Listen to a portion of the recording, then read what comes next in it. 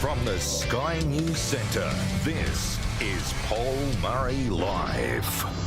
G'day mate, happy Sunday. I've got so much to get to, so no mucking around. Particularly I want to start with a potential major change to the way aged care is going to work in the country. Now, as you know, a couple of weeks from now, we're set to have the Dunkley by-election. The main centre in Dunkley is, of course, Frankston, beautiful Frankston. We look forward to taking a pub test there and doing plenty about that by-election. The latest polling, however, that has come out today suggests that Labor will be able to hold on to the seat. Now, they currently hold it by about 6%, but most likely the polling that apparently is coming through is about 52-48. Now, what's really interesting about this is that when it comes to by-elections, there's kind of everyone's a winner way to spin these things, which is if the Liberals win it, then obviously the government's in a world of trouble. If the government holds on to it, they'll turn around and say, well, it's all just made up bunkum from that bloke at Sky News at night. We're great, we're sitting pretty and everyone agrees with us. But the reality is that the margin will matter. Now, if it's an exact repeat of what happened in 2022, the Libs are in trouble. I'll be the first to say it. But if it is even 52-48, that would be a significant movement towards the Liberal Party away from the Labor Party. And if that was actually to be repeated, then 7 seats that Labor currently hold in the federal parliament would go if the election was the result that they would get at the general election, which, remember, can happen as early as August this year, all the way through till about the middle of next year. So there's a full sort of 6-month period of time from August on when an election is due at some time in Australia. Now, 7 MPs, if the government lost that, well, obviously the majority is only about 2 or 3 seats.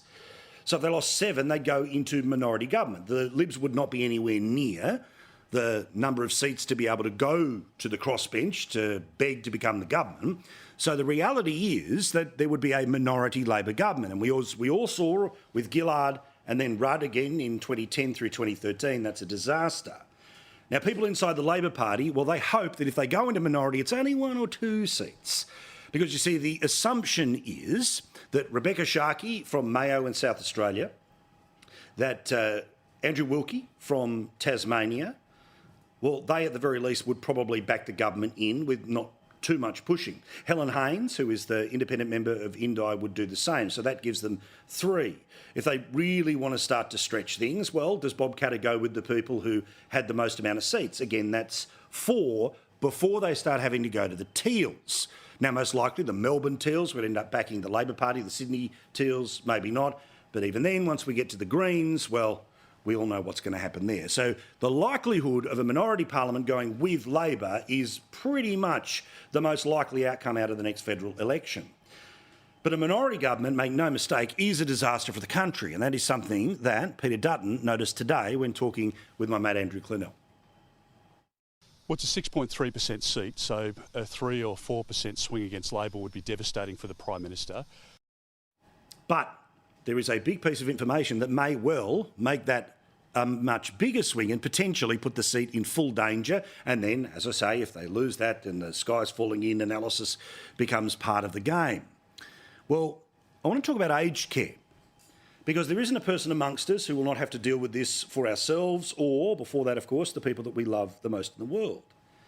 And remember, I told you very late last year and again when we came back after summer, the federal government is planning to make major changes as to how much you are going to have to pay when it comes to aged care. Now, wealthy, of course, does not always mean money in the bank. Wealthy does not always mean shares that you have in your portfolio. But increasingly, there are plenty of people who would like your house to be considered as an asset that you can sell to help fund your aged care. Now, I want to go back to where this story was when it was first leaked selectively, when they hoped everyone else wasn't looking, but we did and we paid attention, and I got a huge amount of response to this. So the people who are right on the verge of aged care will be thinking about it in the next few years, pay attention. The Federal Government Task Force, which, by the way, is chaired by the Minister, so she's not going to pretend that this is some independent report. Now, it has advised the Aged Care Minister that the best way to reform the service means testing is going to have to change. Now, this is to improve equity. Now, equity is not equality. Remember, equity is the equal outcomes. So everyone in aged care in the same scenario, in the same situation, not one where you would be able to have a better standard of care instead of be the same as everyone else. This would also mean that they can put more money into a system that costs about $30 billion a year.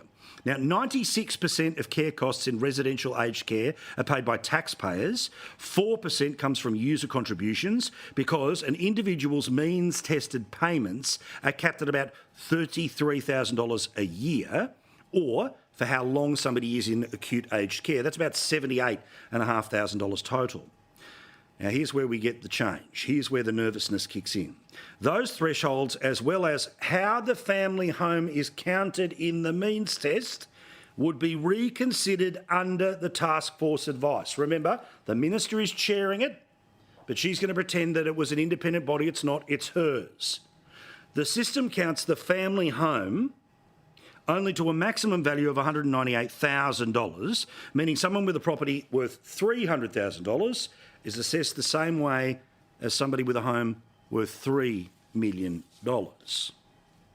So presumably a scenario where an awful lot of people who are thinking about aged care in the next few years, or maybe the next 10 years or so, may well be living in property that is worth $1 million, $1.5 million, $2 million. Now, you may well have bought this property for an absolute fraction of that. Now, it's not $3 million that you have in the bank, but are we about to change the aged care system where the worth of your home is what you are going to have to put on the line because the government says that's the way to pay for your aged care? Now, this government is absolute about trying to get a scenario where if you've got a 3-bedroom home but it's just you and your husband or wife that are in the 3-bedroom home, you should be out of the 3-bedroom home. They want you to downsize. They want everyone living in 1- 2-bedroom units because they want those houses to become available to the people who are the next generation coming through with their kids.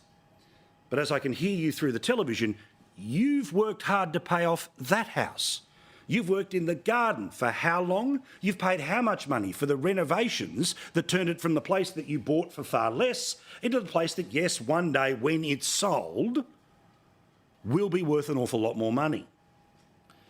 But the two things are linked because that report saying that the family home over $500,000, $1 million, $1.5 million, $2.5 million could end up becoming a major picture in how you pay for aged care into the future will move votes. Because as much as it's all currently a lot of noise and distractions about $15 tax cuts, and the mean income in Dunkley, by the way, would get just $14 a week in those tax cuts, every single person at some point is going to end up in aged care. Your house becoming an increasing part and how that's paid for, that could move votes. Now, when that story that I just read to you was first suggested to the Sydney Morning Herald in the middle of summer, the expectation was that this thing would be revealed by the end of January. But as we know, January has come and gone. No report released. Why? Because the Dunkley by-election was announced during that time. So they've got the report, the minister knows what the report, and the media was leaked about the report last year, but they haven't released it when we expected it in January. We're halfway through February, and again, no word whatsoever on this particular report. And you can imagine the same silence will continue all the way till the 2nd of March, when that, of course, is the Dunkley by-election.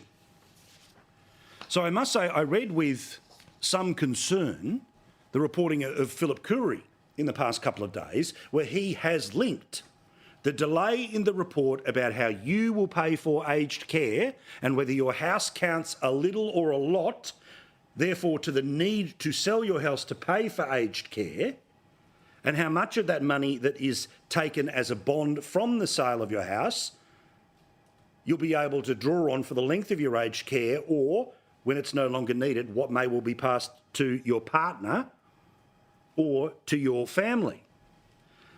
The Albanese government will no longer say when it plans to release its review into reforming the aged care system, prompting speculation it's been shelved until after the March 2 by-election.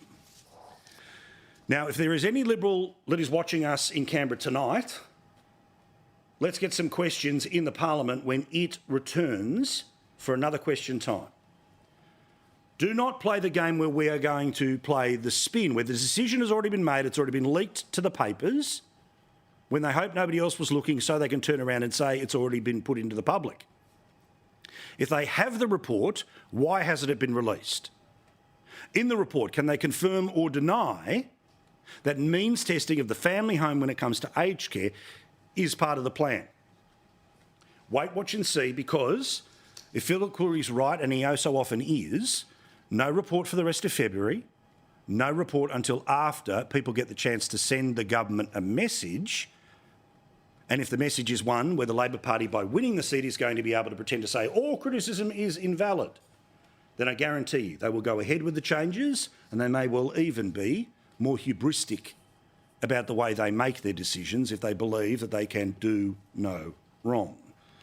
But if you ask me, that plan has got a lot of wrong, and people are going to get mighty annoyed about it, and rightly so.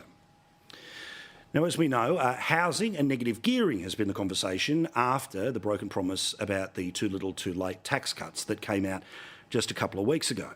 Now, again, the government is trying to tell us to believe the exact words they used before they decided to change the tax cuts that you had already voted on in 2019 and 2022. Here he was today. Grim Jim. It's not something that we're considering, Andrew. No, it's not. It's not something that we're proposing. It's not something that we're working up. So do you believe the guy who can't say no, hell no, and I'll resign if it happens, the guy who's going or do you believe the guy who said this about how negative gearing needs to change? But any housing policy that doesn't deal with negative gearing and capital gains tax is a sham. Housing affordability, which doesn't make important and considered changes to capital gains and negative gearing, has a hole in the middle of it. If you want to deal with housing affordability, you need to start with negative gearing and capital gains. Now, where will they probably land? They'll probably land in a scenario where, if you've got one or two, it'll be okay, but anything beyond that. But that's an opportunity for the Liberals to turn around and say there'll be no cap on negative gearing, because after one or two, as long as you put it into something that's guaranteed to be rented for 5 years, 10 years, then you can continue to use the tax system. But watch this space. There's some wiggle. They're ready to move. And if they think they can get away with it because of Dunkley, because the too little too late tax cuts, which remember do not even kick in until July the 1st of this year once the legislation is formally passed, well, guess what? That will end up being a greater political problem. But wait, watch and see. Meantime, the media, of course, is doing all it can to try to get a quick follow-up after its win on the too little too late tax cuts. Have you noticed I've come up with a new name for them? Because the reality is $14 a week is too little too late. Last year they took $1,500 off you, which is why I keep talking about this. The story was running around in the Channel 9 newspapers about the number of MPs and the number of MPs who had investment properties. Of course, no way of criticising the Greens for doing exactly the same thing, but here we go. Meantime, the Canberra Times is, they're profiling a whole bunch of letters to the editor that say it's long past time to address the issues of negative gearing. See, this is what the public desperately wants. The same, of course, in The Age. The parties need to act on negative gearing. And even our friends over at Channel 2 are giving advice about how the system can be changed. What did I tell you on Thursday? The climate policy and the tax policy of Shorten that you rejected in 19 has been implemented after the Labor Party was put into power in 2022.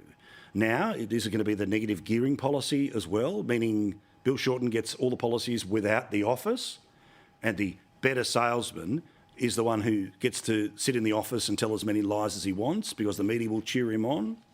That will be fun to watch. Meantime, how often have you heard some version of the Liberal Party's got a problem with women? Oh, it's a fundamental problem with women. You hear it all the time from the press gallery because it's one of the lazy narratives to turn around and say, well, of course, there's no way the Liberal Party would ever get another vote from a thinking woman. It's only people who want to take us back to the 1950s. You know, the type of garbage we see all the time. Exception there, of course, a couple of people, including my mate Philip Coury on the right. But you get my point about the overall conversation. And anything they can use to make the narrative seem true, like the big protests out the front of Parliament where the Prime Minister had to come out and demand what he knew and all the rest of it, and was part of the Justice for Women campaign. Remember the wall-to-wall coverage of that protest versus the no coverage of the renewables protest? And even another version of this is going to pop up in the promotion that Channel 2 is putting out there for their three-part show about Malcolm Turnbull's view of the Liberal Party. Did Scott Morrison have a problem with women? Ex-Queensland Premier said she had a call that provided insight.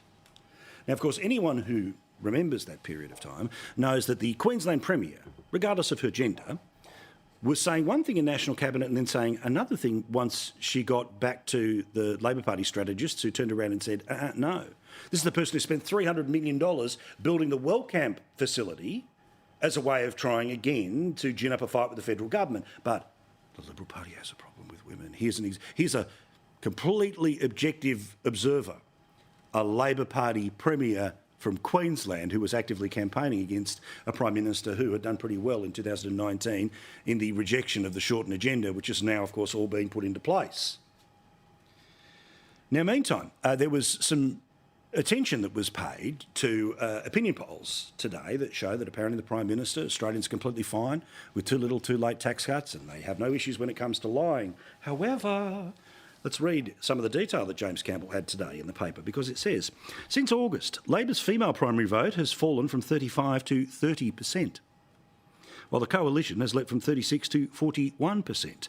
On a two-party preferred basis, the Coalition now actually leads with women, 51 to 49, which I'm sure has nothing to do, this apparent change in the female fortunes of the Liberal Party or the rejection of the female fortunes from the too little, too late Prime Minister when it comes to each way Albo, that these articles just randomly appeared to remind the women clicking around on the internet when it comes to the news that you're supposed to be a lefty.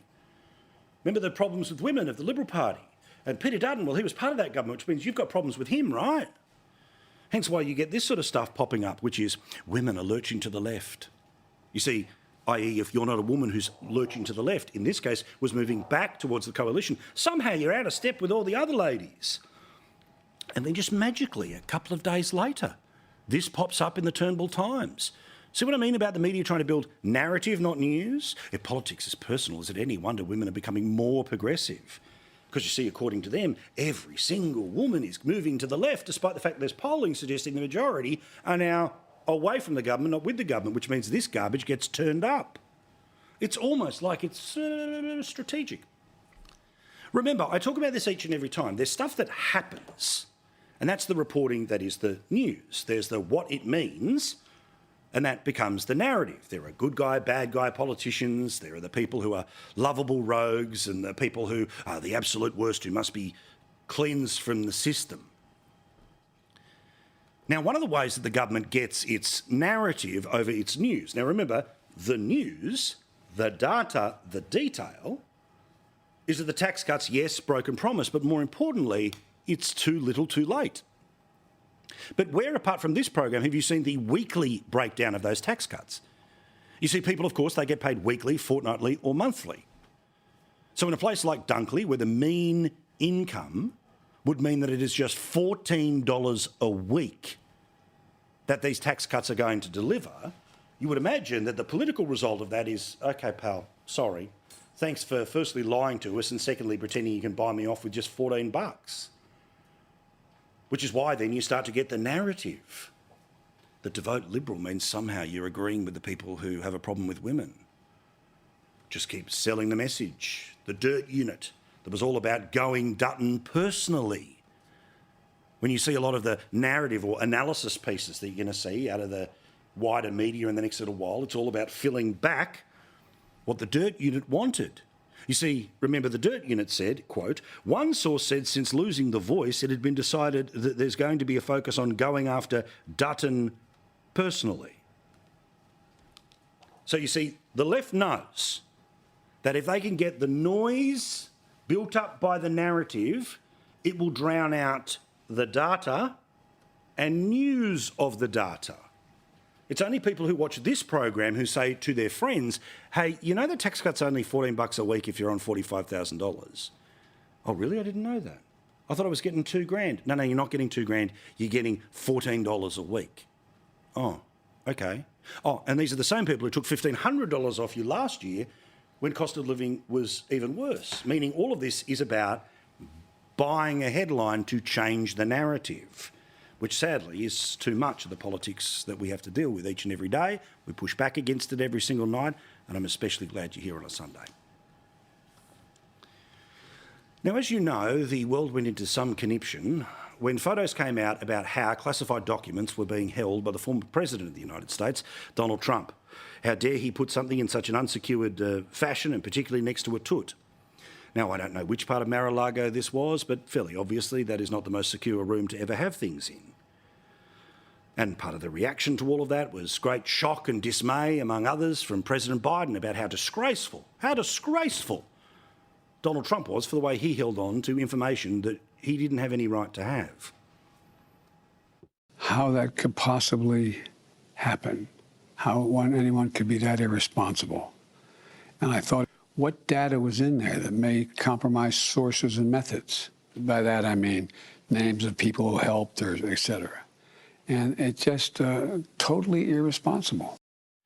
The problem is that, as you know, Joe Biden is not amazing at keeping on to classified or secret documents either.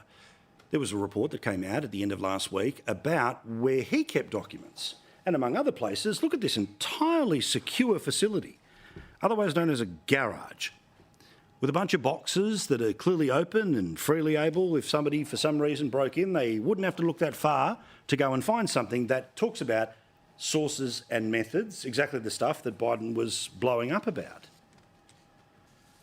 You would also know that the media went particularly crazy because Donald Trump was having a conversation with people who were writing a book where he was allegedly waving around documents that the special prosecutor, Jack Smith, believes to have been secret government documents. And CNN even had a tape proving that this was the reckless use of secret information. I think we can probably, right? I don't know, we'll have to see. Yeah, we'll have to try to figure out Declassify. yeah. See, as president, I could have declassified Yeah. it. Now I can't, but this is classified. Now we have a problem. Well, as you know from this DOJ report, we also learn that there was a conversation that Joe Biden was having with the person who was helping him write, or ghostwrite, one of his memoirs. Yet the tapes for this particular interaction where Joe Biden would be reading off the documents, well, guess what's happened to those? They have mysteriously disappeared. In fact, apparently the suggestion here is that the documents themselves have literally been deleted. And who deleted them? None other than the person who was writing the book. So they both took documents they shouldn't have taken. They both talked about them with other people, and they both had tape recordings. Now, this is what's important to note here, that in the document itself that the DOJ put out, that the writer, quote, deleted digital audio recordings of his conversations. Now, as you saw there, and it was flashing past quickly, that the documents that Biden had were either first source documents that were classified, or they were notes that were taken off classified meetings. And Joe Biden legally would have been able to go to the National Archive and take notes himself of the notes, and then be able to take those back to write his book. But he didn't want to do that. So they took the documents with them, where, as I say, this was towards the end of his vice presidency, which is, what, 8 years ago now? Show this again, guys. As he approached the end of his vice presidency, Mr Biden sought to keep copies of his note cards and other records for use in a book writing process. According to a staffer involved in the project, Mr Biden wanted to take copies of the note cards so he didn't have to go to the National Archives. He waved them around. The ghostwriter ended up deleting them. So Donald Trump gets charged for doing all of these things. And in part it's because he had the willful retention of documents, meaning he knew what he was doing. But the investigation into Biden has decided that he will not be charged because, as you know by now, a jury wouldn't find him guilty of the crime that the prosecutor believes he is guilty of because he's just a forgetful old man. But as for whether he knew what he was doing when he took the documents when he was Vice President 8 years ago, this is what the report says. So Trump charged with willfully taking the documents, Biden not charged, but our investigation uncovered evidence that President Biden willfully retained and disclosed classified materials after his vice presidency when he was a public citizen. So he leaves the presidency, the vice presidency 2017 in January. That's 8 years ago. These materials included marked classified documents about Afghanistan and 2 notebooks where he had handwritten entries about national security and foreign policy implications because it was about sources and methods. He did exactly what Trump did. Exactly what Trump did. But the finer points as to why Trump has been charged and Biden has not been charged is that apparently when he learnt about these documents, he did everything he could to hand them back. The only problem is that's not true. He didn't learn about the documents, he took the documents. He then shared the documents in a conversation with a person who was writing a book. And it's only after the Donald Trump documents come out that they asked Joe Biden, so have you got any hanging around? Oh, yeah, I got a couple, but that's okay. You can have them. And apparently that's the difference between being charged and not charged. So what you saw was the president popping up towards the end of last week pretending this is a completely different story. His media mates, it's a completely separate story, nothing to see here. But of course, if the reason he is not being charged for doing exactly the same thing, which was willfully taking documents, sharing them with somebody that was writing a book, there's tapes to prove it but they've been erased, and where he kept the documents were in open boxes. And the only reason why this isn't going to trial is not because he's a sitting president, but because he's a delightful old man who forgets a lot of stuff, including apparently he couldn't get right the year, not the day, the year that his son died. He apparently said in the interview multiple times, when did I finish being vice president? But probably what you saw a lot of in the media in the past couple of days, and rightly so, was him standing out there trying to pretend that he's still got it mentally, but very obviously doesn't. How in the hell dare he raise that? Frankly, when I was asked the question, I thought to myself, it wasn't any of their damn business. I'm well-meaning, and I'm an elderly man, and I know what the hell I'm doing. I've been president. I put this country back on its feet. I don't need his recommendation. It's totally out. How bad is your memory, and can you continue as president? My memory is so bad, I let you speak. As you know, initially, the president of Mexico, Sisi, did not want to open up the gate to allow humanitarian material to get in. The only problem is that's not true. You see, the document itself, freely available, Google it, Biden documents DOJ. You'll get the full 300 and something pages if you want to read it. This is the document, this is the heading that is on it. Well, somebody who has actually read the entire document and turned around and has been able to call out that even what he said in the press conference wasn't true is my mate Megan Kelly. She takes the examples of what was spun versus the reality of the report. Example 1. I've seen the headlines since the report was released about my willful retention of documents. These assertions are not only misleading, they're just plain wrong. He's misleading you. In certain parts of the report, the special counsel found Mr. Biden may not have realized folders contain national defense information. And if that's the case, that he then would not have willfully retained such info. But the special counsel makes it clear in the second paragraph of the report that, quote, our investigation uncovered evidence that President Biden willfully retained and disclosed classified materials after his vice presidency when he was a private citizen. Done. Example 2. I did not share classified information. I did not share it. With your ghostwriter? With my ghostwriter, I did not. Guarantee you did not. The report actually found, quote, Mr. Biden sometimes skipped over presumptively classified material and warned his ghostwriter that the entries might be classified. But at least 3 times, Mr. Biden read from classified entries aloud to his ghostwriter. So despite everything you've heard, everything you can read yourself, and everything that has been proven to be wrong about what he said, his supporters go on TV and say garbage like this. The more the president's out there fighting, looking like Uncle Joe, as folks know, that is something the American people want to see. And frankly, how folks, part of the reason they voted for him last time. Anybody remember beat him like a drum? Uncle Joe is very swampy. That's the best the lawyers will let me say. Uncle Joe is very swampy. And there's a very big report that proves all of this. Well done to Megan Kelly. We'll talk to her, of course, later in the week. Quick break. Plenty more to talk about here on Paul Murray Live, including whether the Libs are falling into a Labor Party trap, this time about this whole right to disconnect stuff. Get to that in a second with a great panel, which includes none other than the wonderful Nicole Flint with James Ashby. And we'll be back in a moment's time with Jenna Clark as well.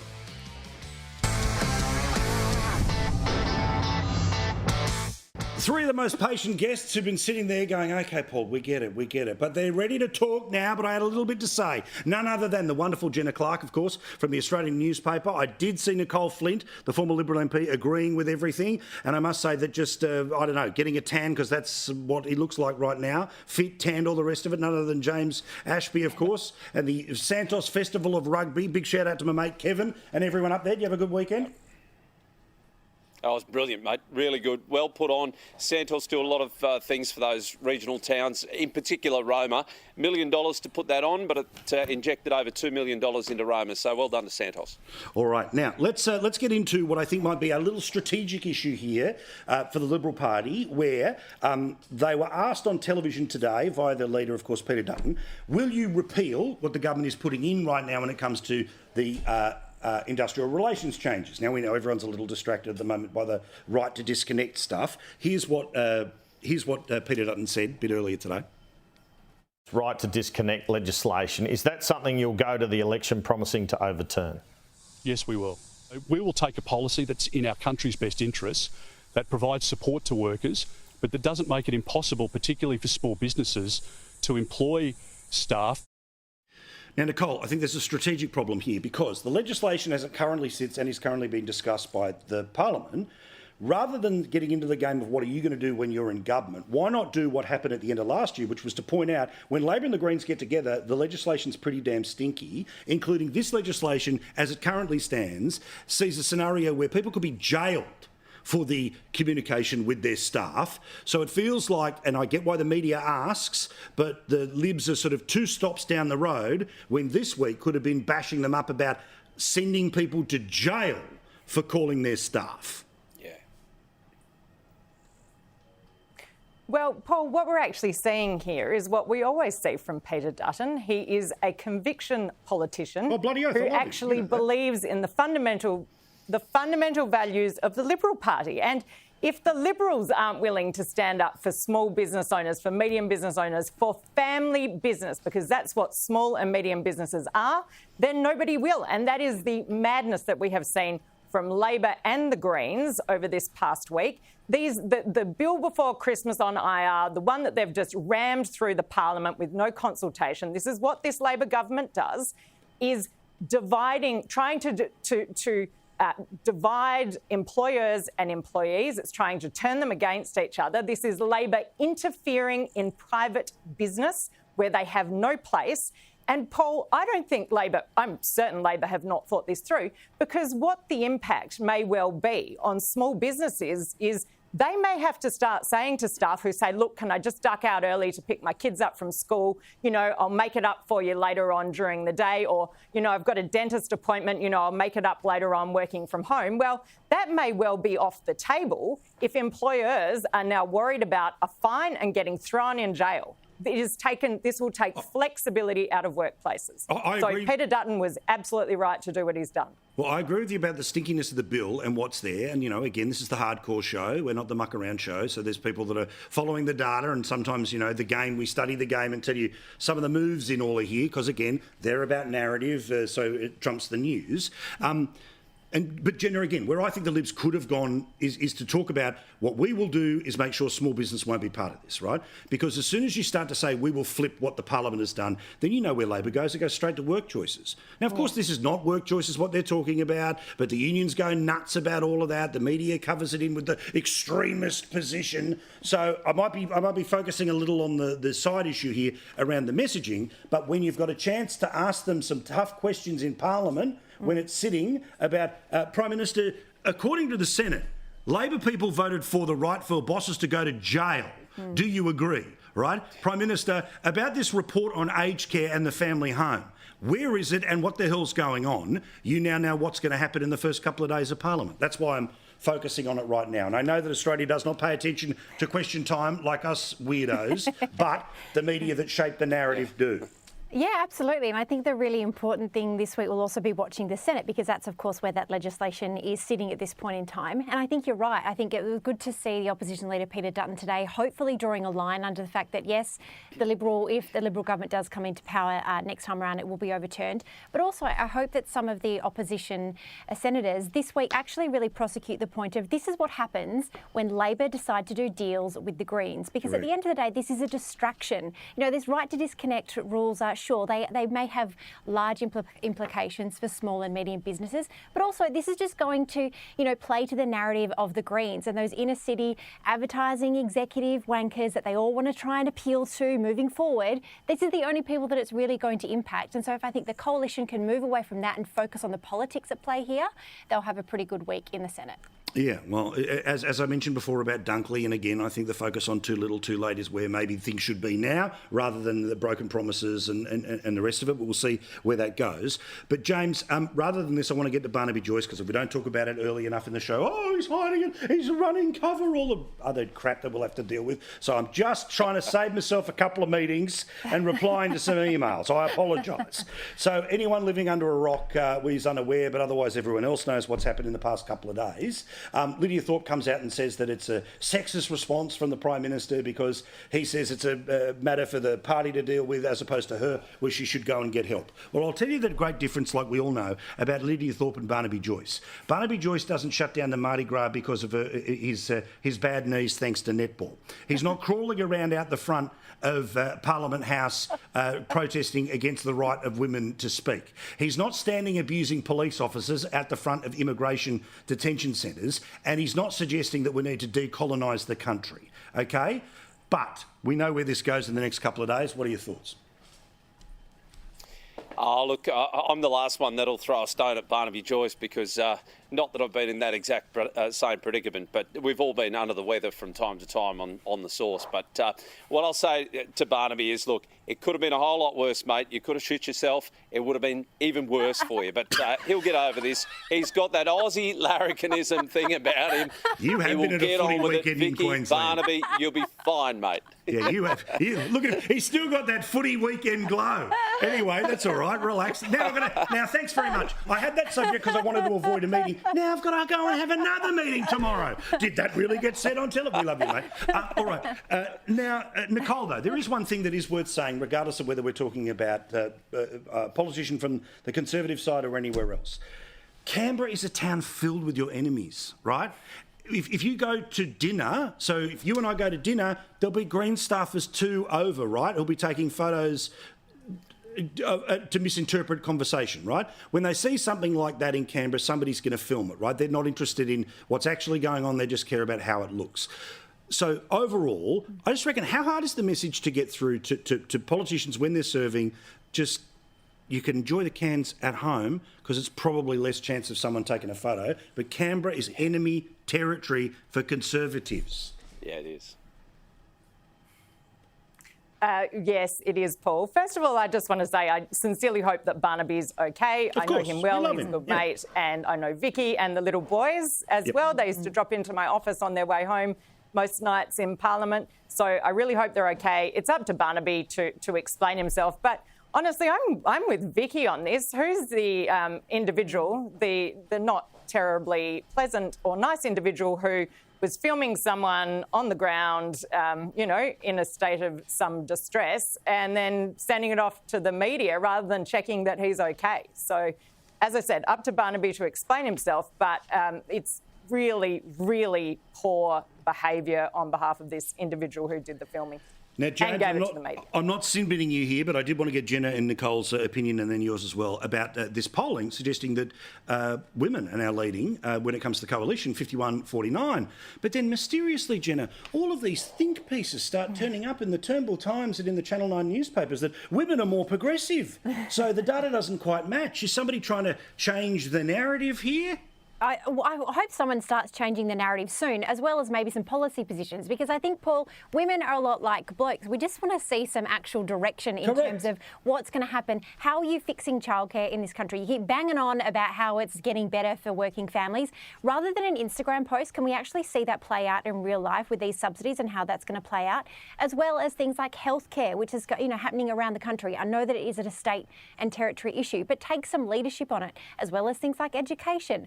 Focus on stuff that actually impacts our daily life, rather than just is this esoteric, feel-good posts and legislation that no one really wants to think about, and focus on things like cost of living. And I think that's why, senators like Jane Hume are having such good cut-through, because their messaging is so consistent about the economy. That's all we want to know about moving forward, because we've just been told to expect nothing but uncertainty for the next 12 months. Well, but also, people can see, again, I'm sorry to keep banging it in, but as we know, you keep saying it until people are sick of it, and that's when people start remembering the too little, too late stuff, right? Which is, we've had this whole conversation about, did the lie matter? I'll tell you what's going to matter. That you've told people you've changed their lives and they realise it's $14 a week, right? And I'm pretty sure one or two Sheilas, and I say that with love, have already worked that out. Now, Nicole, but again, this smoke signal being sent up by the usual, right? That the sisterhood is of the left now, and unless you're of the left, joining us in the march further left, then you're not part of the sisterhood. Now, we know particularly the persecution that happens of conservative women. We know you've had to live that your whole damn life. But they can stick this wherever they want to, because I'm sorry, men, women, straight, gay, black, white, up, down, thin, fat, whatever, we're all individuals. We'll all make up our own mind. The idea that, one group is travelling in one direction because a couple of writers, banging out a column say that, BS. It's demeaning to women, Paul. Correct. And this is what has irked me about this whole debate for, years and years. Women are perfectly capable of making up their mind about what is and isn't a good policy position, and they will vote accordingly. As for this suggestion that they're getting more progressive, I think it's rubbish, as you've just pointed out. What I would say, though, is like Jenna has highlighted a range of issues that impact women, concerned about healthcare, childcare, and cost of living. So women, just like men, but women are facing increased food prices, rental, mortgage, power prices. If they've got kids, they're worried about putting their kids through school, affording the school uniforms. And for women, though, the difference with blokes is that we tend to spend a bit more on our appearances, although, Paul, I'm sure you spend a lot at the hairdresser every week, getting your beard trimmed and things, but women spend a lot on our appearances. So where this starts kicking in for women, and I wonder if this is what's happening, if they're seeing women moving away from Labor, who promised the world and have delivered the exact opposite, have delivered more cost increases, not less, is women are having to starting to have to extend the time between haircuts, or maybe not having a manicure, and all of those sorts of things that they're used to just being able to afford to do. But because cost of living, because, the practical reality of paying your rent or your mortgage and looking after your kids, if you have them, and seeing the price increases at the supermarket is really starting to bite, I wonder if this is one of the reasons that we're seeing women saying no thanks. And also, on top of that, we know 60% of Australians were deeply unhappy with the Voice and Labor's plan to divide the nation. Yeah, I tell you what, about personal appearance, I probably should be spending a little more money on shapewear, but I will learn from others about that momentarily. All right, quick break. Back with more here in a second. We're going to talk about Queensland crime with James, some bold predictions as well. And what about people suggesting that solar farms are good for the sheep? Okay, next.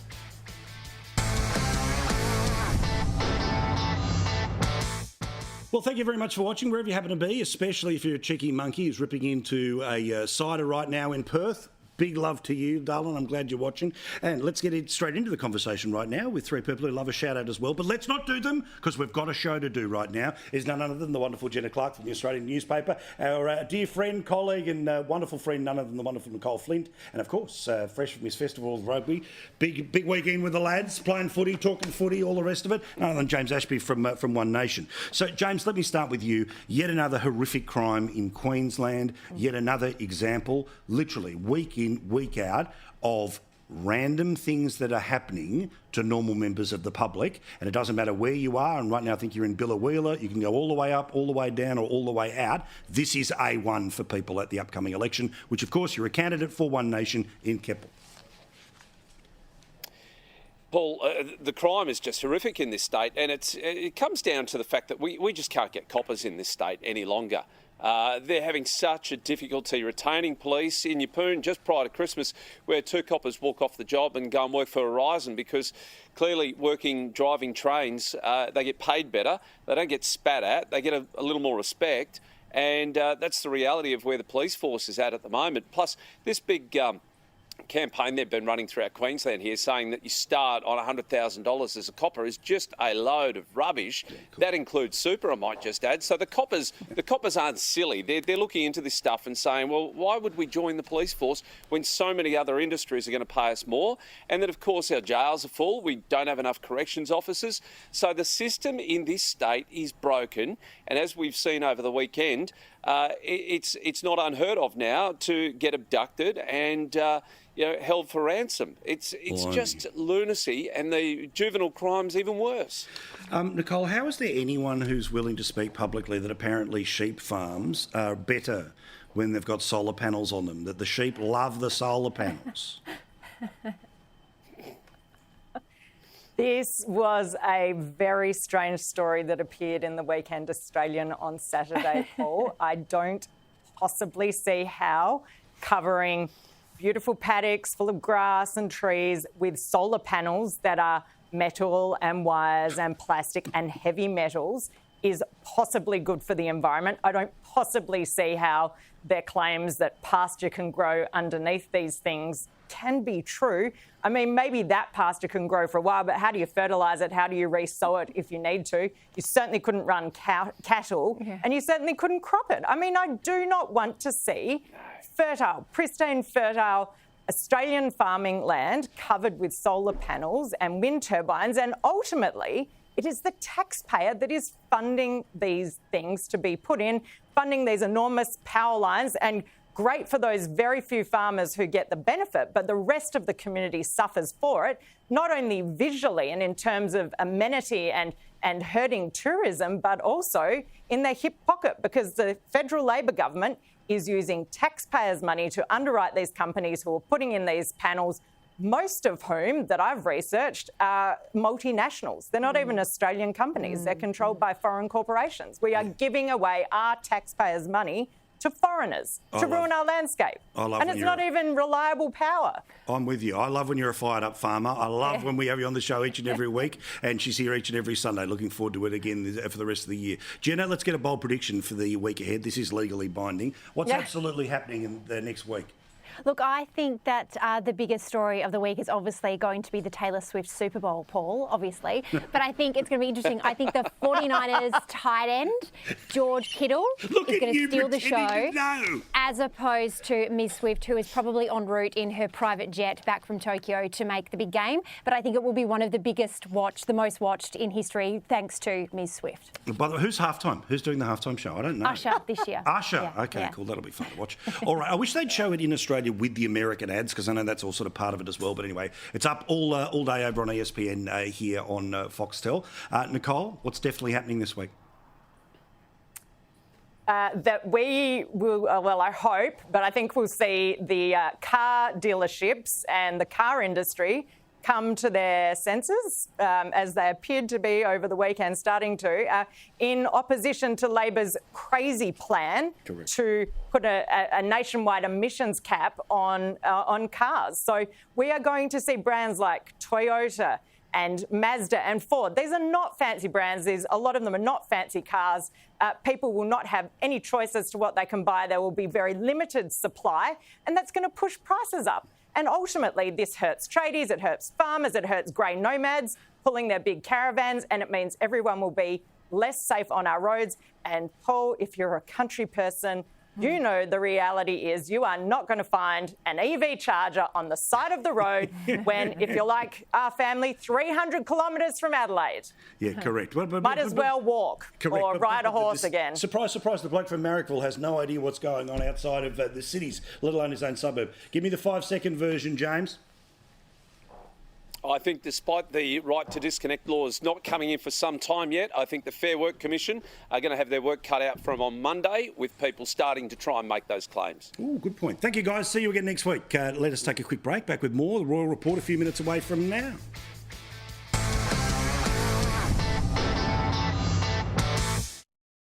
That's us. We're done. Here's the Royal Report. Tomorrow night, a new report that says a third of Aussie kids can't read.